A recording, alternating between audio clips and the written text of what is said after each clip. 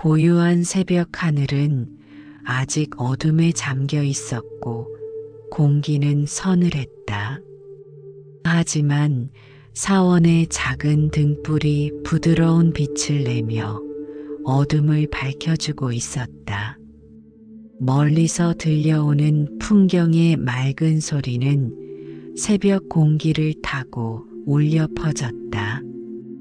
연못 위에는 밤새 피어난 연꽃들이 은은하게 빛나고 있었으며 바람이 지나갈 때마다 대나무 숲은 조용한 속삭임을 내뱉었다. 사원의 곳곳에서는 수행자들이 하나둘 일어나 기도를 올리고 명상에 들기 시작했다. 그런데 한 젊은 제자는 오랜 시간 수행을 해왔으나 마음의 평안을 얻지 못하고 있었다.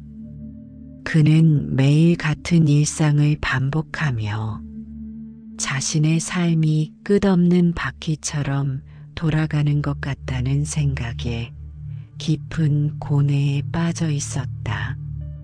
그는 용기를 내어 부처님께 다가가 자신의 고민을 털어놓았다. 부처님, 저는 매일 같은 시간에 일어나 같은 기도를 올리고 같은 일을 합니다. 하루가 끝나면 다시 같은 날이 시작되고 계절이 바뀌어도 같은 일들이 반복됩니다. 이러한 반복되는 삶에서 무슨 의미를 찾아야 할지 모르겠습니다. 때로는 제 영혼마저 이런 끝없는 순환에 갇혀 있는 것 같아 답답합니다. 부처님께서는 조용히 미소를 지으시며 제자를 바라보셨다. 그리고 부드러운 음성으로 말씀하셨다. 그대의 마음이 느끼는 그 답답함이야말로 윤회의 본질을 깨닫기 시작한 증거이니라. 사람들은 자신이 반복되는 일상에 갇혀 있다고 생각하지만 그보다 더 크고 깊은 순환이 있느니라. 그것이 바로 윤회라는 끝없는 생과 사의 바퀴이니라. 제자는 고개를 갸웃하며 물었다. 부처님, 윤회라 함은 무엇입니까? 그리고 이 끝없는 순환에서 벗어날 방법이 있습니까? 부처님께서는 천천히 연못을 바라보시며 물 위에 떠 있는 연꽃을 가리키셨다. 저 연꽃을 보아라. 그것은 진흙 속에서 자라나 물 위로 올라와 아름다운 꽃을 피우고 다시 시들어 씨앗을 남기고 사라지느니라. 그 씨앗은 다시 진흙 속에서 새로운 연꽃으로 자라날 것이니 이것이 자연의 순환이니라. 그러나 인간의 윤회는 이보다 더 복잡하고 깊으니라. 우리의 영혼은 무수한 생을 거쳐왔으며 우리가 짓는 업에 따라 또 다른 생으로 이어지느니라. 이것이 바로 끝없는 윤회의 바퀴이니라. 제자의 눈이 조금씩 넓어지기 시작했다. 그는 부처님의 발치에 앉아 더 자세한 가르침을 청했다. 부처님, 그렇다면 우리는 정말로 끝없이 태어나고 죽는 과정을 반복하는 것입니까? 그리고 그 순환에서 벗어날 수 있는 방법이 있습니까? 부처님께서는 깊은 숨을 들이쉬시고 대답하셨다. 그렇다. 깨달음을 얻지 못한 모든 존재는 윤회의 바퀴 안에서 끝없이 돌고 있느니라. 마치 물레방아가 쉬지 않고 돌듯이 우리의 영혼도 생과 사를 반복하며 끝없이 순환하느니라. 그러나 모든 바퀴에는 중심이 있고 모든 순환에는 원인이 있느니라. 그 원인을 알고 끊을 때 그대는 윤회의 바퀴에서 벗어날 수 있느니라. 제자의 눈에 이제 작은 희망의 빛이 반짝이기 시작했다. 부처님께서는 제자의 변화를 느끼시고 계속해서 말씀하셨다. 윤회를 이해하고 그것에서 벗어나기 위해서는 먼저 그 본질과 원인을 알아야 하느니라. 그리고 그것에서 벗어나는 길을 찾아야 하느니라. 이것이 바로 내가 그대에게 가르치고자 하는 것이니라. 부처님의 눈에는 무한한 지혜와 자비가 담겨 있었다. 제자는 이제 자신의 삶에 새로운 의미가 열릴 것 같은 기대감에 가득 차 있었다. 동쪽 하늘에는 서서히 새벽빛이 밝아오고 있었고 사원에 걸려있는 풍경이 아침 바람에 다시 한번 맑은 소리를 울려 퍼뜨렸다. 부처님께서는 제자를 데리고 사원의 뒤편에 있는 작은 언덕으로 올라가셨다. 그곳에서는 마을 전체와 그 너머의 산과 강, 들판이 한눈에 내려다 보였다. 아침 안개가 서서히 걷히는 풍경은 마치 꿈결 같았고 그 모든 것이 서서히 윤곽을 드러내고 있었다. 이 세상의 모든 것은 변화하느니라. 안개가 거치듯 나타났다가 구름처럼 사라지느니라. 그러나 그 변화에는 법칙이 있으니 그것을 인과라 하느니라. 부처님께서는 언덕 위의 바위에 앉으시며 제자에게도 자리를 권하셨다. 모든 것은 원인이 있어 생겨나고 조건이 변하면 사라지느니라. 이것이 바로 연기법이니라. 윤회도 마찬가지로 원인과 조건에 의해 끊임없이 돌아가느니라. 제자는 고개를 끄덕이며 물었다. 그렇다면 윤회의 원인은 무엇입니까? 부처님께서는 조용히 눈을 감으시고 다시 눈을 뜨시며 말씀하셨다. 윤회의 가장 근본적인 원인은 무명이니라. 무명이란 진리를 알지 못하는 무지이니 이로 인해 가래와 집착이 생겨나고 이것이 업을 만들어내느니라.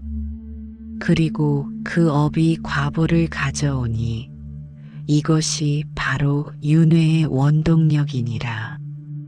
부처님께서는 손가락으로 땅의 원을 그리셨다. 이것이 바로 12연기의 순환이니라. 무명으로 인해 행이 생기고 행으로 인해 식이 생기며 식으로 인해 명색이 생기고 명색으로 인해 유깁이 생기며 유깁으로 인해 촉이 생기고 촉으로 인해 수가 생기며 수로 인해 애가 생기고 애로 인해 취가 생기며 취로 인해 유가 생기고 유로 인해 생이 생기고 생으로 인해 노사가 생기느니라. 이것이 윤회의 바퀴가 돌아가는 과정이니라. 제자는 놀라움과 혼란스러움이 뒤섞인 표정을 지었다. 부처님, 그 말씀은 너무 깊고 어렵습니다. 좀 더 쉽게 이해할 수 있도록 설명해 주실 수 있을까요? 부처님께서는 미소를 지으시며 고개를 끄덕이셨다. 그대 앞에 보이는 저 강을 보아라. 강물은 끊임없이 흘러가지만 그것은 같은 강이라고 부르지 않느냐? 그러나 실제로는 매 순간 다른 물이 흘러가고 있느니라. 이처럼 우리의 삶도 매 순간 변화하고 있으나 우리는 그것을 나라고 부르며 집착하느니라. 부처님께서는 작은 돌을 주어 강물에 던지셨다. 돌이 물에 닿자 동심원이 퍼져나갔다. 이 물결처럼 우리의 행동은 파문을 일으키고 그 파문은 다시 새로운 파문을 만들어내느니라. 이것이 바로 업의 작용이니라. 선한 행동은 좋은 과보를 가져오고 악한 행동은 나쁜 과보를 가져오니 이것이 인과의 법칙이니라. 제자는 강물을 바라보며 깊은 생각에 잠겼다. 그런데 부처님, 만약 나라는 것이 끊임없이 변화한다면 윤회하는 것은 무엇입니까? 나는 무엇이며 무엇이 다시 태어나는 것입니까? 부처님께서는 가을 나무에서 떨어지는 나뭇잎 하나를 손으로 받으셨다.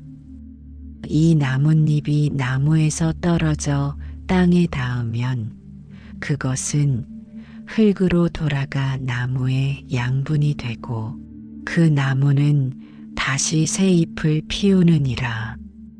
그러나 새 잎은 이전의 잎과 같지 않으면서도 그 연속성 속에 있느니라. 이처럼 우리의 업이 만든 흐름은 죽음 이후에도 새로운 생으로 이어지니 이것이 바로 윤회의 본질이니라. 그대는 바다 위의 파도를 생각해 보아라. 각각의 파도는 생겨났다가 사라지지만 그 물은 바다로 돌아가 다시 새로운 파도가 되느니라. 파도는 다르지만 그 본질인 물은 하나이니라. 이처럼 모든 현상은 무아이면서도 연속성을 가지고 있느니라. 제자는 부처님의 가르침을 곰곰이 생각하며 물었다. 그렇다면 윤회란 단순히 죽은 후에 다시 태어난다는 것만을 의미하지 않는 것 같습니다.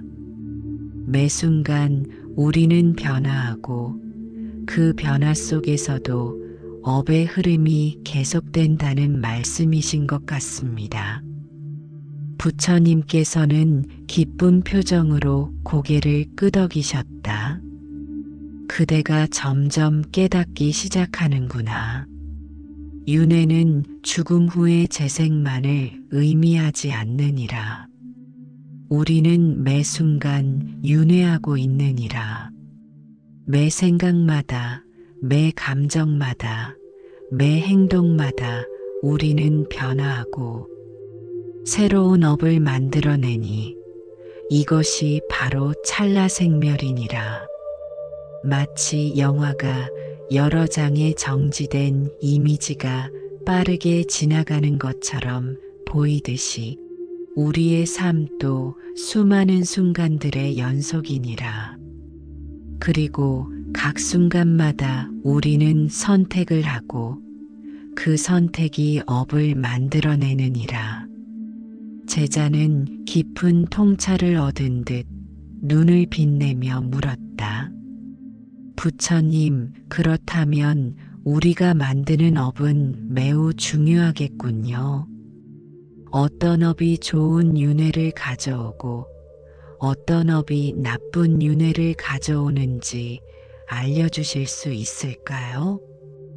부처님께서는 주변에 피어있는 꽃들을 가리키셨다. 저 꽃들을 보아라. 각기 다른 색과 향기를 가지고 있지만 모두 흙과 물, 햇빛이라는 조건에서 피어났느니라. 마찬가지로 우리의 업도 세 가지로 나눌 수 있느니라.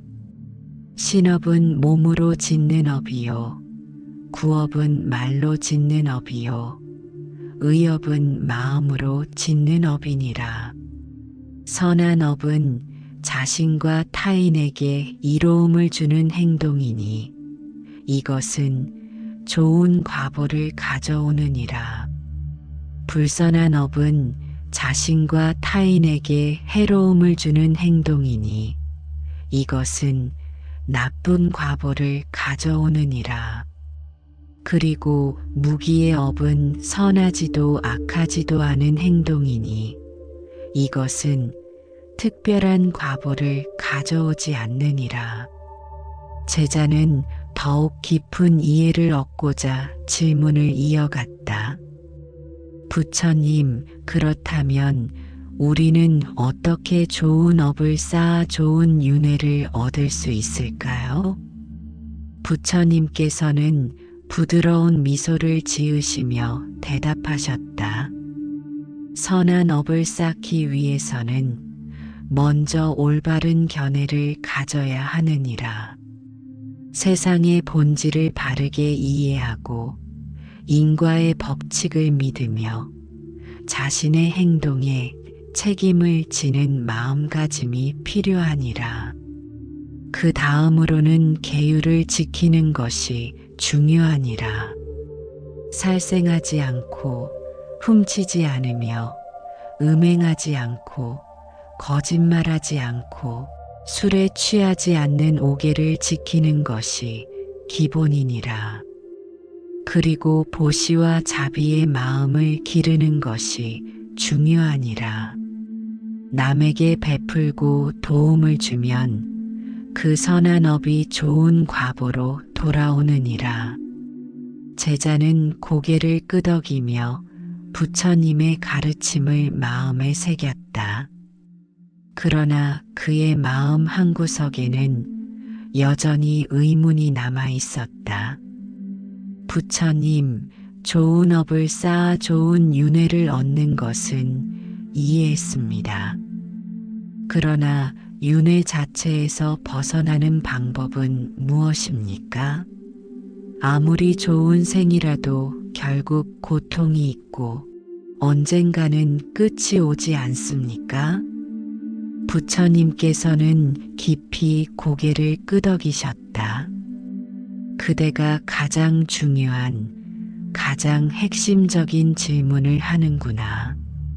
그렇다. 아무리 좋은 윤회라도 그것은 여전히 윤회이니 불완전하고 무상하느니라. 진정한 평화와 행복은 윤회에서 벗어나는 해탈에 있느니라.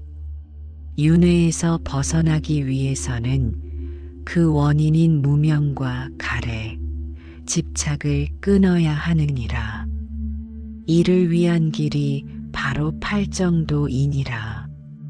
제자의 눈이 희망으로 빛났다.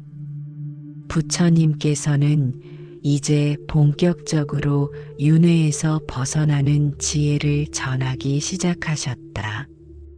부처님과 제자는 이제 사원으로 돌아와 청정하고 고요한 법당에 앉았다. 아침 햇살이 창문을 통해 비쳐 법당 안을 황금빛으로 물들이고 있었다. 향불에서 피어오르는 연기는 마치 시간이 멈춘 듯 천천히 상승하고 있었다. 부처님께서는 조용히 눈을 감으시고 깊은 명상에 들었다가 다시 눈을 뜨셨다. 그의 눈에는 깊은 지혜의 빛이 어려 있었다. 이제 그대에게 윤회에서 벗어나는 5가지 깨달음을 전하리라. 이 깨달음이 그대의 마음에 깊이 새겨진다면 그대는 윤회의 사슬에서 벗어나 해탈의 길로 나아갈 수 있으리라. 제자는 존경과 기대감으로 가득 찬 눈으로 부처님을 바라보았다. 첫째, 모든 것은 무상하니라. 부처님께서는 창가에 놓인 꽃병의 꽃을 가리키셨다. 저 꽃을 보아라. 아름답게 피었지만 곧 시들어 떨어질 것이니라. 산도 강도 바다도 언젠가는 변화하고 사라지느니라. 우리의 몸과 마음도 마찬가지로 끊임없이 변화하니 영원한 것은 없느니라. 마치 강물이 흘러가듯 모든 존재는 끊임없이 변화하느니라. 그러나 사람들은 변하지 않는 나가 있다고 착각하고 영원히 지속될 것이라고 집착하니라. 이것이 바로 윤회의 첫 번째 사슬이니라.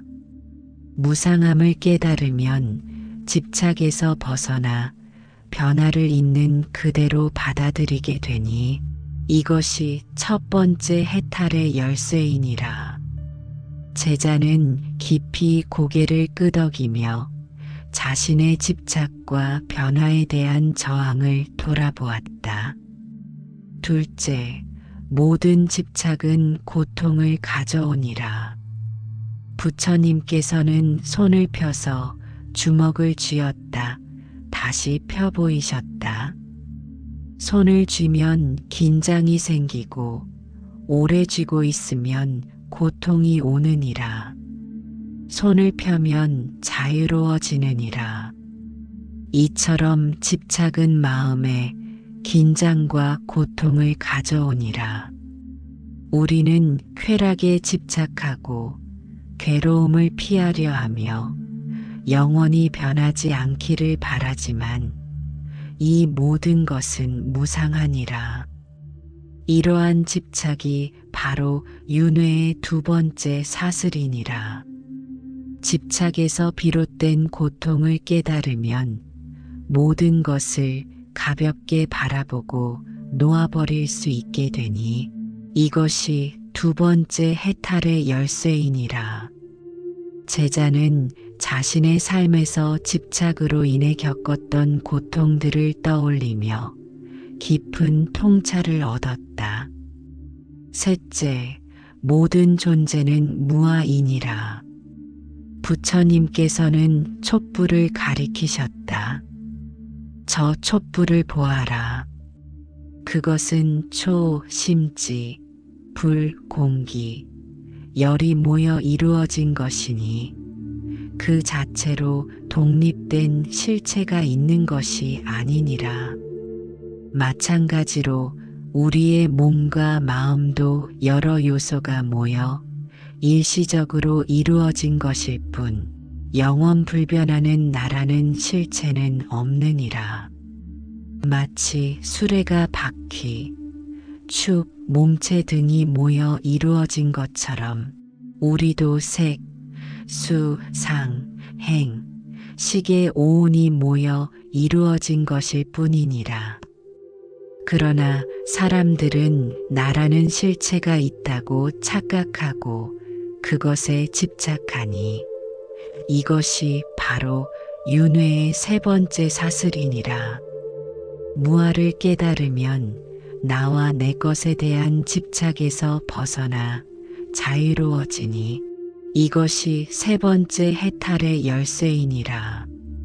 제자는 자신의 몸과 마음을 새롭게 바라보며 그것이 끊임없이 변화하는 과정임을 느끼기 시작했다.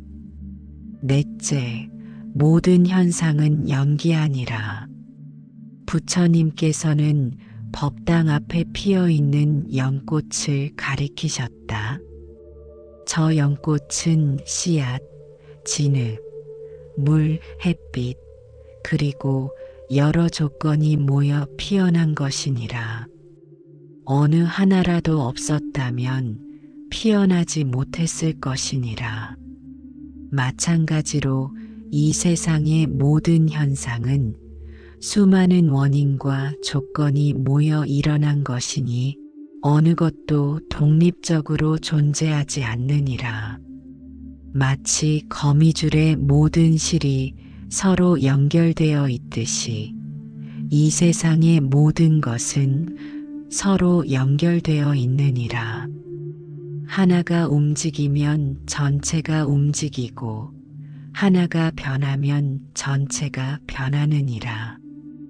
그러나 사람들은 자신이 독립적으로 존재한다고 착각하니 이것이 바로 윤회의 네 번째 사슬이니라.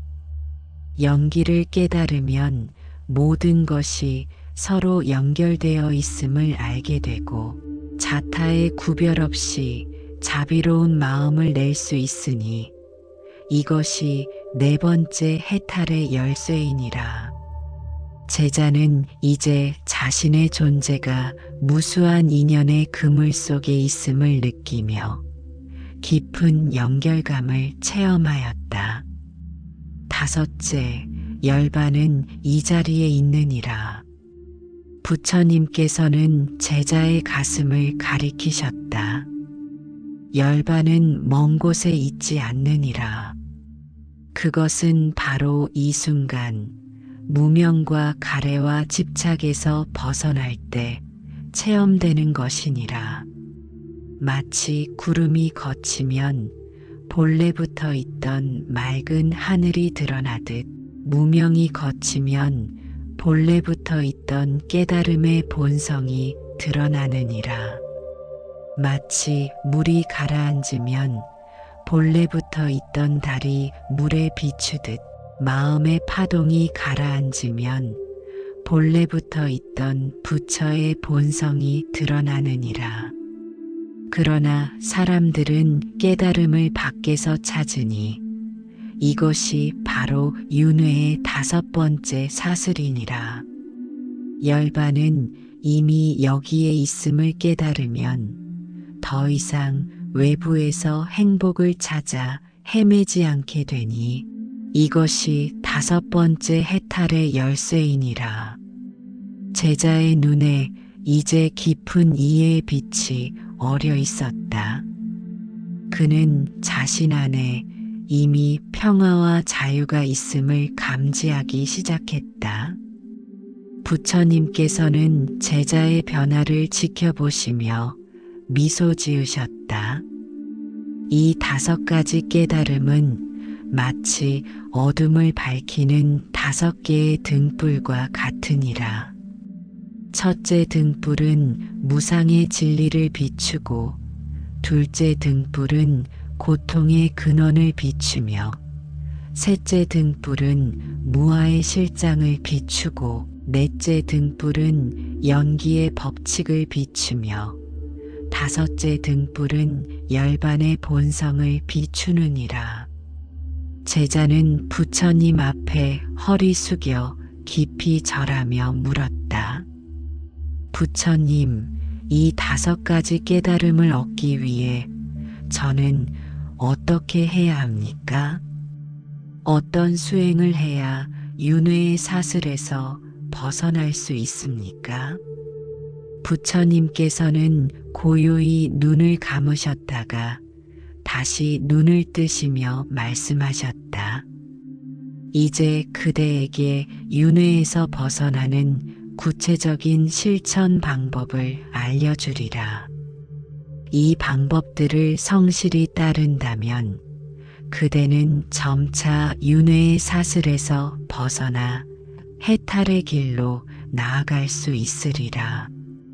부처님께서는 제자를 데리고 사원의 명상실로 자리를 옮기셨다. 그곳은 한낮의 볕이 은은하게 들어오는 고요한 공간이었다. 창으로 보이는 하늘에는 흰 구름이 천천히 흘러가고 있었고 바람에 흔들리는 나뭇잎 소리만이 간간히 들려왔다. 부처님께서는 명상 방석에 앉으시고 제자에게도 앉을 것을 권하셨다. 이제 그대에게 윤회에서 벗어나는 8가지 실천 방법을 전하리라. 이 방법들은 바로 팔정도를 바탕으로 하니 날마다 꾸준히 실천한다면 점차 무명의 어둠이 걷히고 해탈의 빛이 밝아질 것이니라. 제자는 존경심과 열의를 담아 부처님의 가르침에 귀를 기울였다. 첫째, 정견을 기르라. 바른 견해는 모든 수행의 시작이니라. 부처님께서는 손바닥에 작은 씨앗 하나를 올려놓으셨다. 이 씨앗이 나무가 되기 위해서는 먼저 좋은 땅에 심어져야 하느니라. 마찬가지로 모든 수행은 바른 견해라는 땅에 심어져야 하느니라. 바른 견해란 사성제와 연기법을 이해하고 업과 과보의 법칙을 믿으며 무상고 무아의 진리를 받아들이는 것이니라. 날마다 경전을 읽고 선지식의 가르침을 듣고 깊이 사유하여 바른 견해를 기르라. 그리고 자신의 생각과 행동이 바른 견해에서 비롯되었는지 항상 살펴보아라. 바른 견해가 확립되면 윤회의 근본 원인인 무명이 점차 사라지게 되느니라.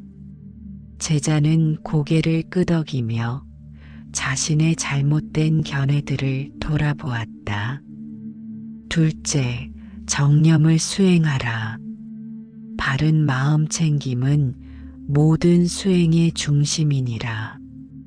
부처님께서는 손으로 물 한 그릇을 들어 보이셨다. 물이 고요하면 달이 그 속에 비추듯이 마음이 고요하면 진리가 그 속에 비추느니라. 정념이란 매 순간 자신의 몸과 감각, 마음과 법에 대해 알아차리는 것이니라. 무슨 생각이 일어나는지, 어떤 감정이 생기는지, 신체는 어떤 상태인지 끊임없이 알아차리는 것이니라. 아침에 일어나서 잠들기 전까지 걸을 때나 앉아 있을 때나 말할 때나 침묵할 때나 항상 지금 이 순간에 깨어 있어라. 마치 높은 산에서 계곡을 내려다보듯 자신의 몸과 마음을 관찰하라. 이렇게 정념을 기르면 윤회를 일으키는 자동적인 반응과 습관에서 벗어나게 되느니라. 제자는 자신의 일상에서 얼마나 많은 시간을 무념무상으로 보냈는지 깨닫고 부끄러워졌다. 셋째, 정정진을 행하라. 바른 노력은 모든 수행의 동력이니라. 부처님께서는 등잔에 기름을 채워 불을 밝히셨다. 등불이 계속 타오르기 위해서는 기름이 필요하듯 수행이 계속 이어지기 위해서는 노력이 필요하니라. 정정진이란 이미 일어난 불선한 마음을 버리고 아직 일어나지 않은 불선한 마음이 일어나지 않게 하며 이미 일어난 선한 마음을 유지하고 아직 일어나지 않은 선한 마음이 일어나게 하는 4가지 노력이니라.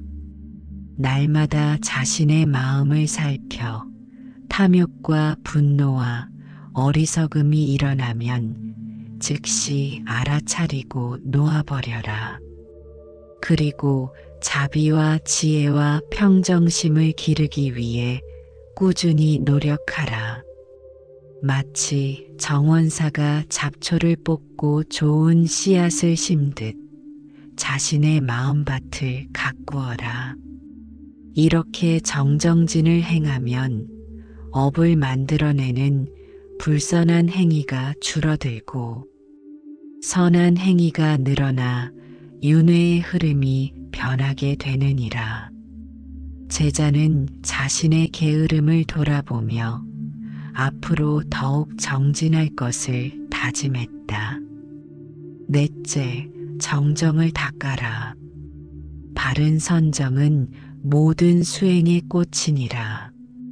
부처님께서는 고요히 앉아 명상하는 자세를 취하셨다. 고요한 호수에서만 하늘의 별들이 선명하게 비추듯 고요한 마음에서만 진리의 빛이 선명하게 비추느니라. 정정이란 마음을 한 곳에 모아 고요하고 맑게 하는 것이니라. 이를 통해 마음의 산란함과 혼란이 사라지고 깊은 통찰이 생겨나느니라. 날마다 고요한 장소에서 바른 자세로 앉아 호흡에 집중하여 선정을 닦아라. 첫째는 호흡을 세고, 둘째는 호흡을 따라가고, 셋째는 호흡을 느끼고, 넷째는 호흡을 관찰하라. 마치 바위 위에 앉은 사람이 산의 모든 길을 내려다보듯 고요한 마음에서 모든 현상의 실상을 보게 되느니라. 이렇게 정정을 닦으면 윤회를 일으키는 마음의 동요와 혼란이 가라앉게 되느니라. 제자는 호흡을 따라가며 잠시 고요한 평화를 체험했다.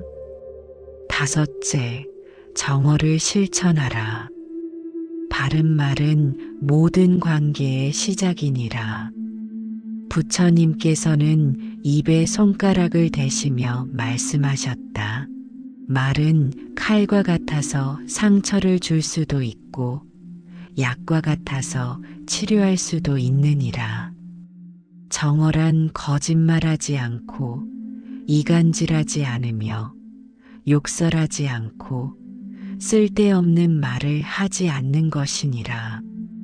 날마다 자신의 말을 살피어 그것이 진실하고 이롭고 필요하고 친절한지 살펴보아라.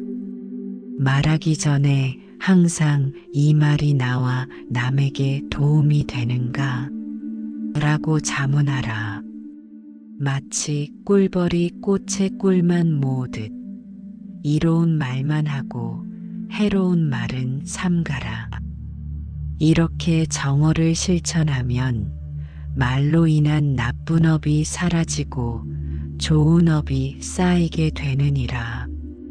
제자는 자신이 얼마나 많은 불필요한 말을 했는지 깨닫고 반성했다. 여섯째, 정업을 지켜라. 바른 행위는 모든 덕의 표현이니라. 부처님께서는 맑은 물이 담긴 그릇을 보이셨다. 맑은 물은 모든 것을 비추듯 깨끗한 행위는 바른 마음을 비추느니라. 정업이란 살생하지 않고 도둑질하지 않으며 음행하지 않는 것이니라. 나아가 모든 생명을 존중하고 남의 것을 존중하며 감각적 욕망을 절제하는 것이니라. 날마다 자신의 행동을 살피어 그것이 자신과 타인에게 해를 끼치지 않는지 확인하라. 다른 생명을 해치지 말고 주어지지 않은 것을 취하지 말며 부적절한 성적 행위를 삼가라.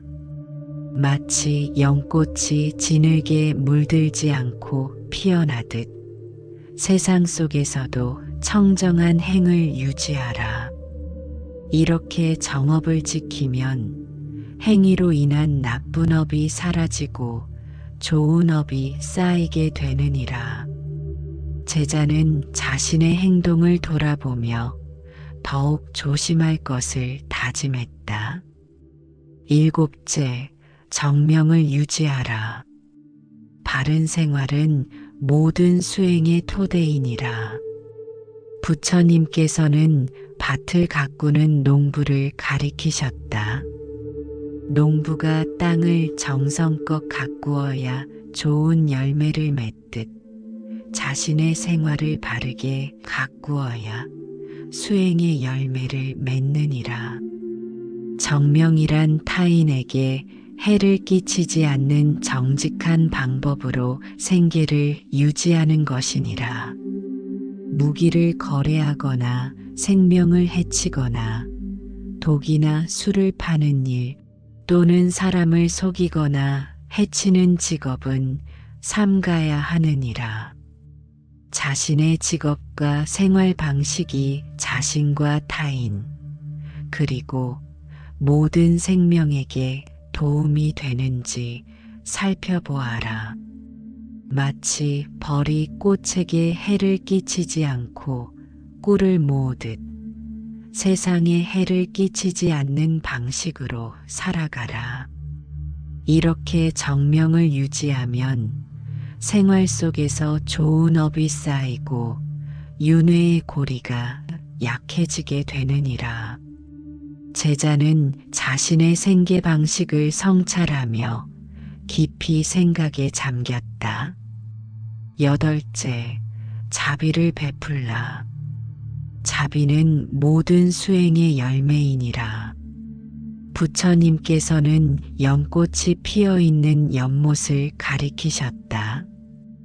연꽃이 모든 방향으로 향기를 퍼뜨리듯 자비로운 마음은 모든 존재에게 선한 에너지를 보내느니라. 자비란 모든 존재가 고통에서 벗어나 행복하기를 바라는 마음이니라. 나와 가까운 사람뿐만 아니라 낯선 사람, 심지어 나를 해친 사람에게도 자비의 마음을 내는 것이니라. 날마다 자비 명상을 통해 자신과 타인, 그리고 모든 존재에게 자비의 마음을 보내라. 모든 존재가 고통에서 벗어나기를, 모든 존재가 평화롭기를, 모든 존재가 행복하기를이라고 마음속으로 반복하라. 마치 어머니가 하나뿐인 자식을 사랑으로 보호하듯 모든 존재를 자비로운 마음으로 대하라. 이렇게 자비를 실천하면 이기심과 분노가 사라지고 윤회의 사슬에서 벗어나는 길이 열리게 되느니라. 제자는 이제 모든 존재에 대한 연민과 사랑의 마음이 일어남을 느꼈다. 부처님께서는 마지막으로 제자를 자애롭게 바라보시며 말씀하셨다. 이 8가지 방법을 성실히 실천한다면 그대는 점차 윤회의 사슬에서 벗어나 해탈의 길로 나아갈 수 있으리라. 그러나 이것은 하루아침에 이루어지는 것이 아니니 인내심을 가지고 꾸준히 노력해야 하느니라.